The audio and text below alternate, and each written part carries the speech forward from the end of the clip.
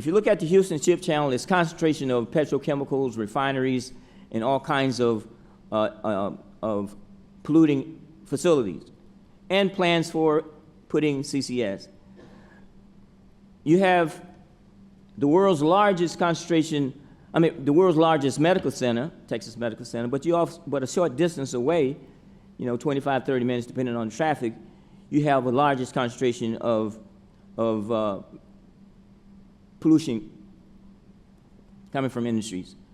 And this is a school that's located across from a tree line from a refinery, Cesar Chavez High School.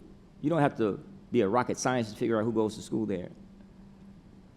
When we talk about the issue of LNG, we did a study, came out last year, liquefying the Gulf Coast, to look at where LNG facilities are located in Texas and Louisiana, and again, who lives nearby. Not rocket science, we can predict who most likely live near these facilities. It's populations that are oftentimes disadvantaged, low income, less high school. And when we talk about these facilities bringing about an economic renaissance, that's a myth. Living across the fence does not bring prosperity. You get pollution, you get poverty, and you get sick. Carbon capture is an experiment. When we talk about the risk of vulnerable populations, we talk about spending tax dollars on a boondoggle. When we talk about what was done in the Biden administration created a White House Environmental Justice Advisory Council. We advised not to fund CCS.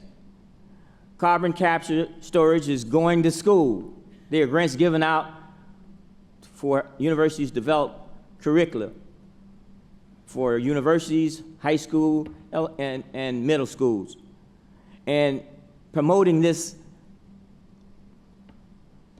risky, unproven technology and pawning it off as being science and teaching our kids this.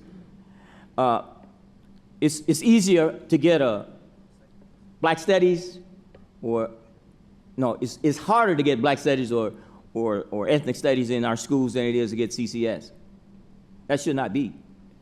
When we talk about this whole idea of government, billions of dollars of DOE under the Inflation Reduction Act being spent on this unproven technology, billions of dollars, I'll give an example of my university, Bullard Center. We got a grant from DOE, a cooperative agreement. We're supposed to have $1.5 million to work on clean energy for communities in the Gulf Coast and assisting HBCUs and MSIs put solar and green infrastructure on the campus. When the DOE folks came down to the campus, came to Houston, sitting in my conference room, said, no, this is not for clean energy, it's for CCS. Bait and switch. We said, no, thank you. Take your $1.5 million and do whatever you want to with it. Supposed to be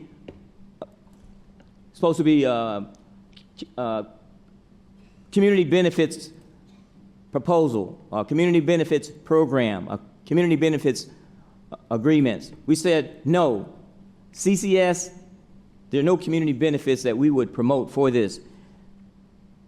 This is a sugar pill laced with poison. Tastes sweet, but it'll kill you just the same. We say, just say no. Our communities need a just transition. We don't need things that are being promoted and pushed out and sold and having people think that they're getting something that will assist them and make their communities more healthy, livable, resilient, and sustainable. We need real solutions. We need just solutions. We don't need our communities somehow to be sacrificed and put in a box and somehow closed, and we say, there's no more use for you. Our communities are not throwaway communities. Our communities that have historically borne the burden of fossil fuels, oil and gas. We have borne the cost of these externalities, but we have not gotten the benefits from it. We should not make the same mistake as we transition to a clean energy economy.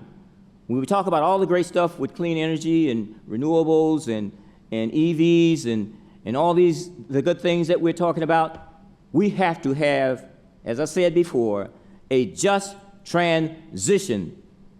That's what we're talking about. I got 2 minutes and 12 seconds, but I don't need that. I have made my point, and I stand by them. Thank you very much.